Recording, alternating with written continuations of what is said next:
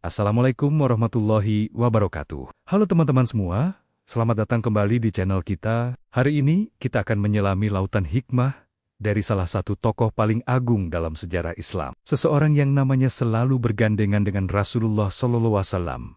Siapakah dia? Dialah Abu Bakar Ash-Shiddiq radhiyallahu anhu, sahabat terdekat, khalifah pertama, dan teladan abadi bagi seluruh umat muslim. Yuk, kita mulai perjalanannya. Sebelum kita mengenal beliau sebagai Abu Bakar Ash-Shiddiq, beliau memiliki nama asli Abdullah bin Abi Quhafah, lahir dari suku Quraisy yang terhormat di Mekah.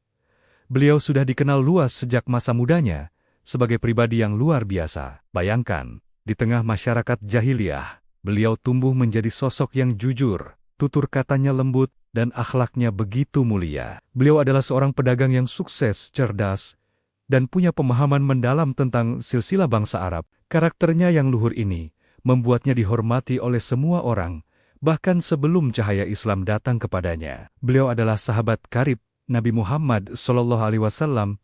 Jauh sebelum kenabian, mereka sering menghabiskan waktu bersama, berbagi pemikiran, dan terikat oleh persahabatan yang tulus. Momen paling bersejarah dalam hidupnya terjadi ketika sahabatnya, Muhammad, pulang dari Gua Hiro dengan membawa risalah kenabian. Ketika banyak orang meragukan, mencemooh, bahkan menentang, apa reaksi Abu Bakar? Tanpa keraguan sedikit pun, tanpa bertanya-tanya, beliau langsung menyatakan keimanannya. Beliau menjadi laki-laki dewasa merdeka pertama yang memeluk Islam.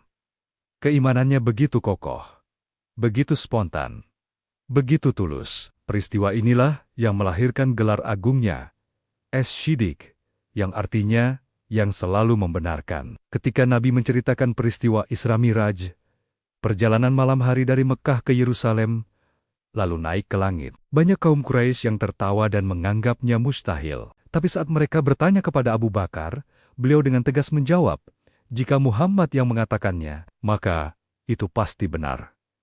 Subhanallah, inilah bukti keyakinan yang tanpa syarat. Kecintaan Abu Bakar kepada Rasulullah dan Islam tidak hanya di bibir, tapi dibuktikan dengan pengorbanan yang luar biasa. Harta, tenaga, jiwa, semua beliau curahkan untuk perjuangan dakwah. Beliau adalah seorang saudagar kaya, dan kekayaannya tidak ia gunakan untuk kemewahan pribadi, melainkan untuk membela Islam. Salah satu tindakan mulianya yang paling terkenal adalah membebaskan para budak yang disiksa dengan kejam oleh majikan mereka karena memeluk Islam. Coba kita ingat kisah Bilal bin Rabah, muazin pertama Islam.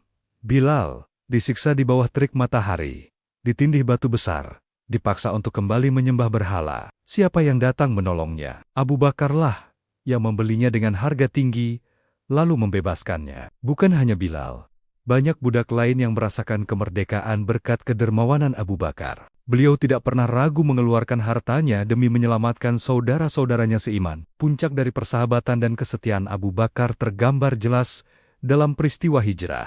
Ketika kaum kafir Quraisy berencana membunuh Nabi Muhammad, Allah memerintahkan beliau untuk berhijrah ke Madinah. Siapakah satu-satunya orang yang dipilih Nabi untuk menemaninya dalam perjalanan berbahaya ini? Dialah Abu Bakar Ash-Shiddiq. Mereka berdua melakukan perjalanan rahasia, menembus malam, dikejar-kejar oleh musuh. Salah satu momen paling menegangkan adalah ketika mereka bersembunyi di dalam gua Sur.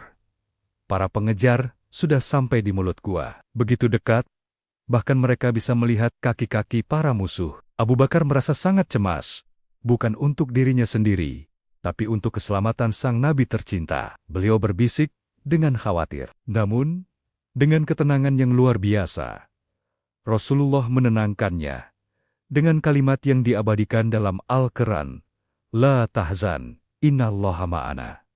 Janganlah engkau bersedih. Sesungguhnya Allah bersama kita. Kalimat ini menjadi sumber kekuatan, bukan hanya bagi Abu Bakar saat itu, tapi bagi seluruh umat muslim hingga hari ini.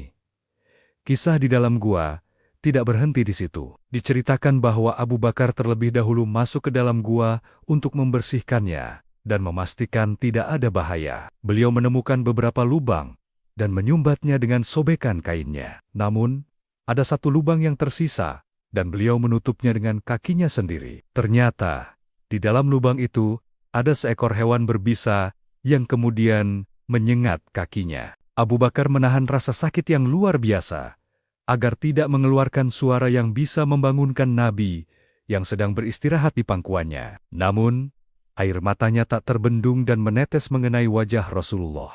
Ketika Nabi terbangun dan bertanya apa yang terjadi, barulah Abu Bakar menceritakannya. Rasulullah kemudian mengusapkan air liurnya pada luka sengatan itu.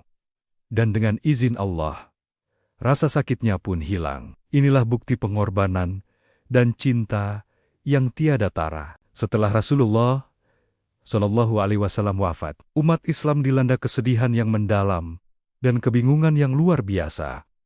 Banyak yang tidak percaya bahwa Nabi telah tiada. Umar bin Khattab, yang begitu gagah perkasa, bahkan mengancam akan menebas siapa saja yang mengatakan Rasulullah telah wafat. Di tengah kekacauan emosional itu, siapa yang tampil untuk menenangkan dan menyatukan umat? Sekali lagi, Abu Bakar As-Siddiq, dengan ketegaran iman yang kokoh, beliau naik ke mimbar dan menyampaikan pidatonya yang abadi. Wahai manusia, barang siapa di antara kalian yang menyembah Muhammad, maka sesungguhnya Muhammad telah wafat. Tetapi barang siapa yang menyembah Allah, maka sesungguhnya Allah Maha Hidup dan tidak akan pernah mati. Lalu beliau membacakan ayat Al-Quran yang menegaskan kewafatan Nabi. Kata-kata ini menyadarkan semua orang, termasuk Umar, dan menenangkan suasana. Setelah itu, kaum muslimin sepakat untuk membayat Abu Bakar sebagai khalifah, pemimpin pertama setelah Nabi.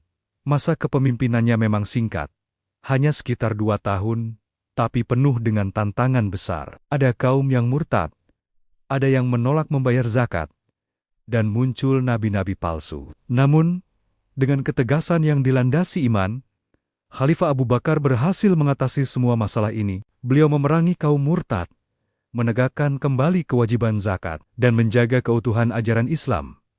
Salah satu warisan terbesarnya adalah proyek pengumpulan Al-Quran. Khawatir para penghafal Al-Quran banyak yang gugur di medan perang. Atas usulan Umar bin Khattab, Abu Bakar memerintahkan Zaid bin Sabit untuk mengumpulkan lembaran-lembaran Al-Quran menjadi satu mushaf. Sebuah langkah visioner yang memastikan Al-Quran terjaga kemurniannya hingga akhir zaman. Meskipun menjadi seorang pemimpin tertinggi, Abu Bakar tetap hidup dalam kesederhanaan yang luar biasa. Beliau tidak menumpuk harta, tidak membangun istana, dan tetap berinteraksi dengan rakyat jelata seperti biasa. Beliau adalah cerminan pemimpin yang adil, bijaksana, dan tawadu. Kepemimpinannya menjadi standar emas bagi para khalifah setelahnya. Beliau memimpin umat Islam dengan penuh keadilan, kesederhanaan, dan keteguhan iman, hingga akhirnya beliau wafat dan dimakamkan di samping makam sahabat tercintanya, Rasulullah Shallallahu Alaihi Wasallam. Dari kisah hidup Abu Bakar As-Siddiq,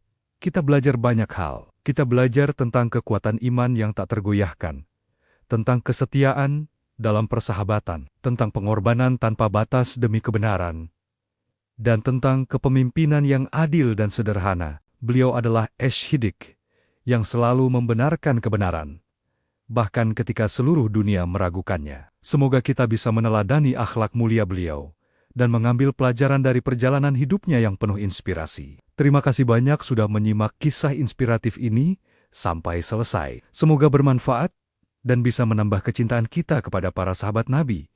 Jangan lupa untuk like, komen, dan subscribe, agar kita bisa terus berbagi kisah-kisah penuh hikmah lainnya. Sampai jumpa di video berikutnya. Wassalamualaikum warahmatullahi wabarakatuh.